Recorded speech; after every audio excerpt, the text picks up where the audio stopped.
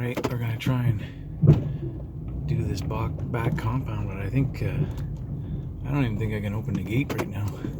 You can't even see the wheels.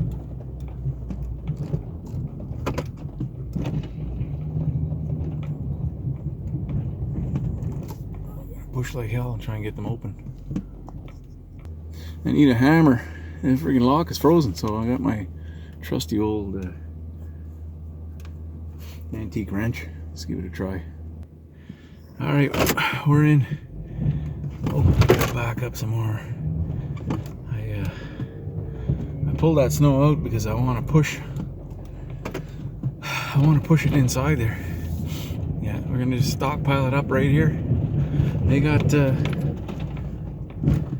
think they got 2 more containers again, so there's like 7 containers here. We'll count them when we get around the corner. They might have moved them.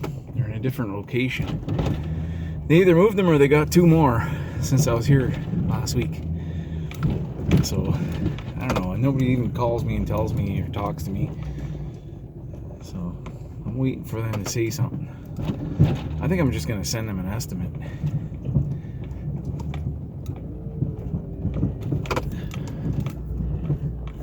And there's another trailer in the way.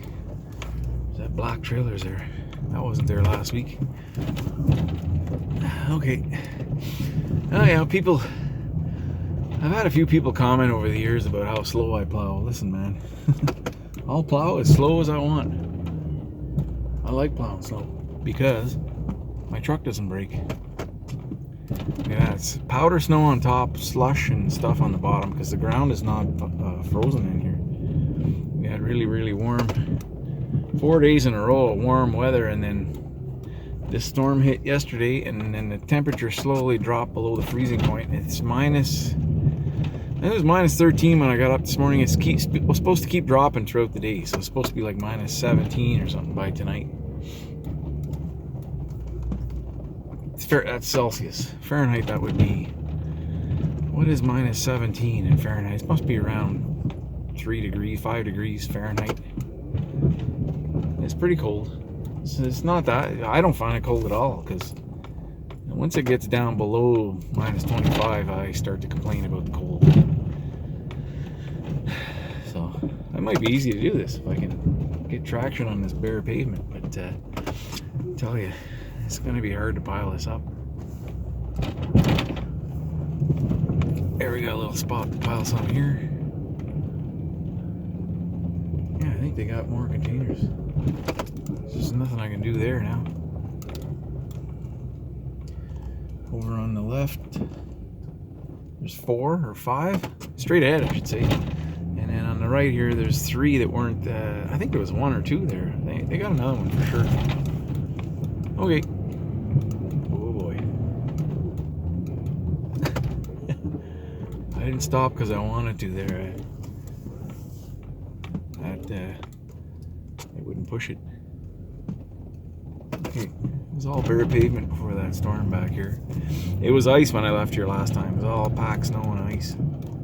So the sun over the weekend, it went up to really warm and sunny, and must have been running like a river through here.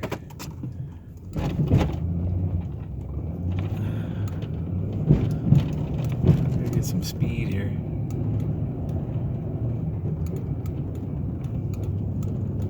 Holy.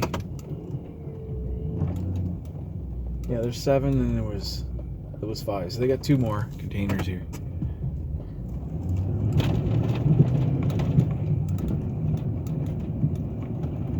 Holy Jesus, man, I'm not gonna be able to do this.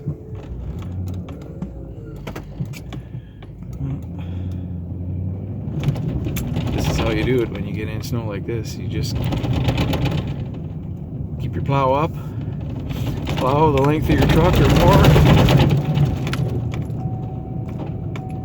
I don't have my seatbelt on, so my truck's gonna tell me, my smart truck, gonna tell me my seatbelt's not on. I know it's not on. And then you just keep working your way back the length of the truck or a little more. You gotta get speed though. My tires aren't the greatest.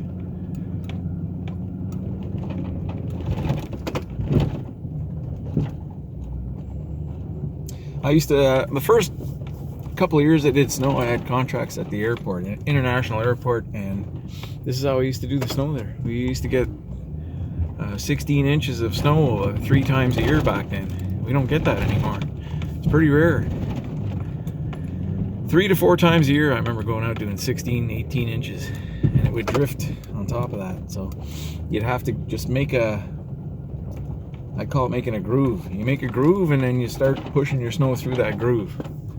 I got a trailer behind me. I got another one beside me.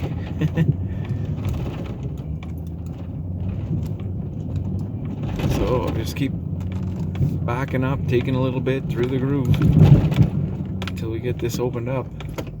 I do not want to float the machine here to do this, so this has got to be done with the pickup truck today. I got all day though. I'm just gonna go really slow. I don't want to break anything. Once you get your, I got loud. Sometimes it just goes off. Oh, you know what? I think my plug unplugged. I got no power. So something unplugged up front. That's not good. Oh, there. Okay, it's on. It was me. I wasn't pushing the button right. Okay. It seems to randomly go off. It did that last winter a couple of times. Now and then. Now it's doing it 15 times a day. So I don't know what's going on. This harness, everything's old now. It's probably the isolation module underneath the hood, I would imagine, because I know when I'm pushing the down button, the power goes off. My thumb is as far away as from the power button as you can get, so I thought maybe it's me hitting the power button by mistake, but it's not. It's not me. Yeah, everything gets old. I would like to cut that isolation module right out of this thing and just run it like my old plows. And in the 90s, we had 3 wires coming in the cab, right from the power pack. It would run the left, right, and up and down. 3 or 4 wires. Must have been 4 wires. And then a power wire. Jesus, man, this ain't going like I thought it would.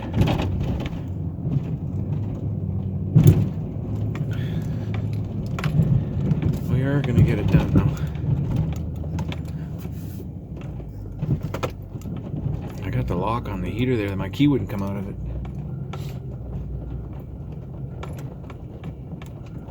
That's the first time that lock's ever been frozen.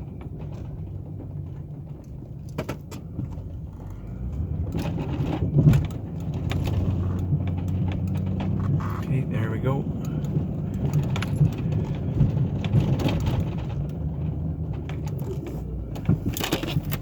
Sun's coming out.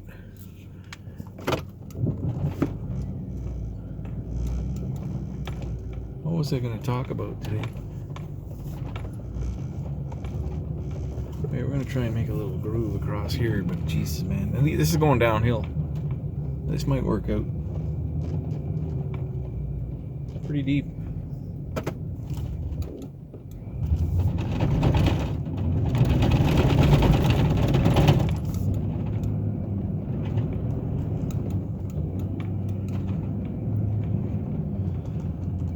Holy, it's going to be a long day today.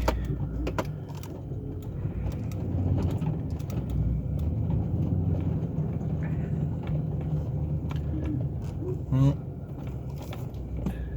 yeah, that cleaned it up a little bit. It's pretty extreme.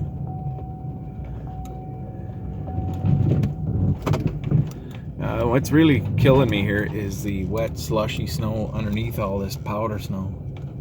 It's really heavy and it doesn't want to plow off. So, we're supposed to get another wet, heavy snow on Monday. Not looking forward to it. Hope it's like 2 centimeters, 1 inch, and then plus 4 degrees Celsius, so like 40 degrees again, roughly, and snow. I don't get it. When it gets above freezing like that, it should be rain, not snow, but somehow it can be snow sometimes.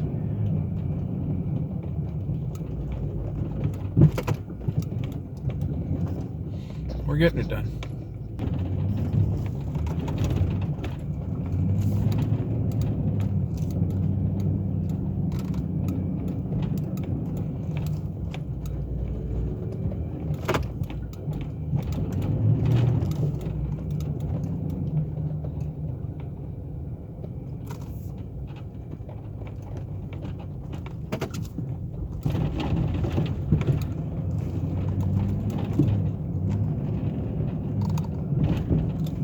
It's coming. You just take a little bit, half the width of the plow or so, you can get it down there.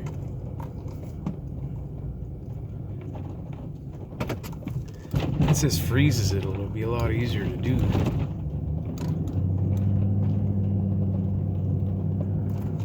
Truck's working though. You know, the last time I blew a transmission, that's what I was going to talk about.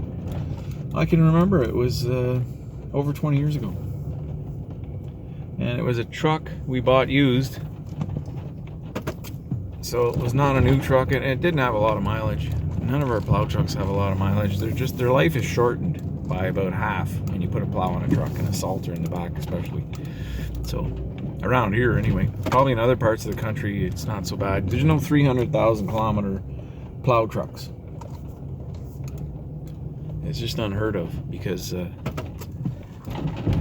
they're probably doing about 100,000 kilometers backing up. Actually, the modern trucks now record the mileage going backwards, but they're working.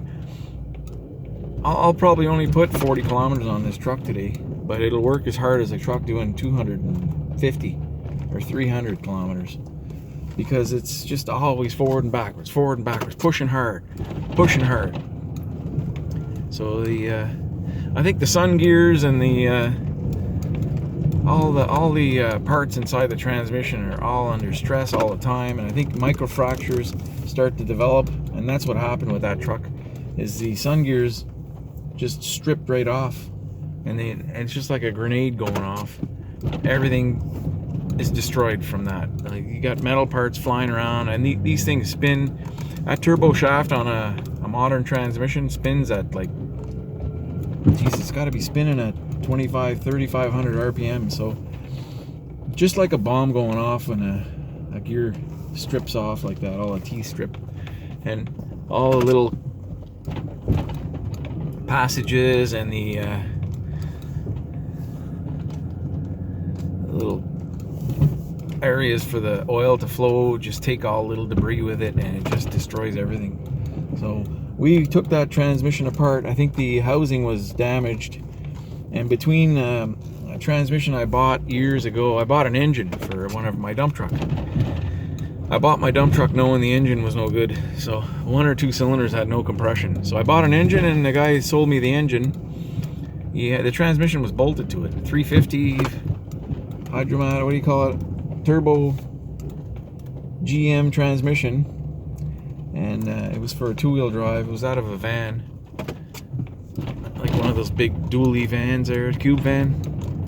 And I said, if you unbolt the transmission, I'll come and get the motor. And like, I was supposed to come the next day, I think. I went and bought it.